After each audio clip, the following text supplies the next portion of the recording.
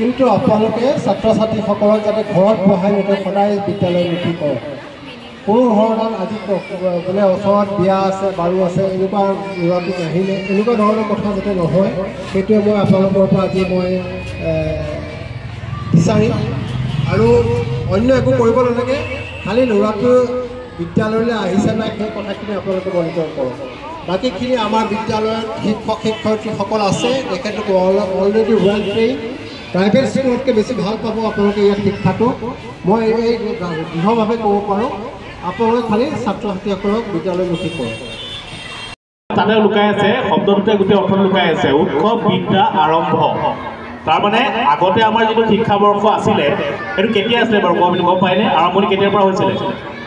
আজি প্ৰায় কৰোণাৰ আগত জানুৱাৰী মাহৰ পৰা হৈছিলে।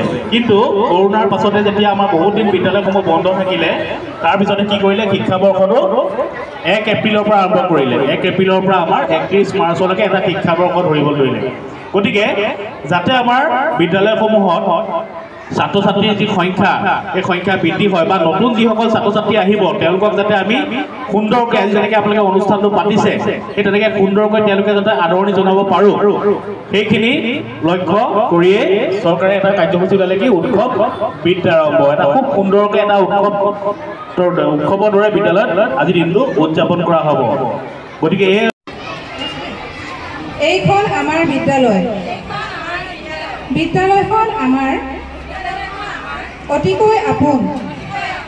বিদ্যালয়খন আমাৰ অতিকৈ আপোন। আমি আমাৰ সন্তানক নিতৌ বিদ্যালয়লৈ পঠিয়াম। তেওঁলোকৰ পৰিষ্কাৰ পৰিচ্ছন্নতাৰ প্ৰতি চকু দিম। এইখন আমাৰ বিদ্যালয়, বিদ্যালয়খন আমাৰ অতিকৈ আপোন। আমি সদায় বিদ্যালয়লৈ আহিম। আমি সদায় পৰিষ্কাৰ পৰিচ্ছন্ন হৈ আহিম। বিদ্যালয়খন ধুনীয়াকৈ ৰাখিম।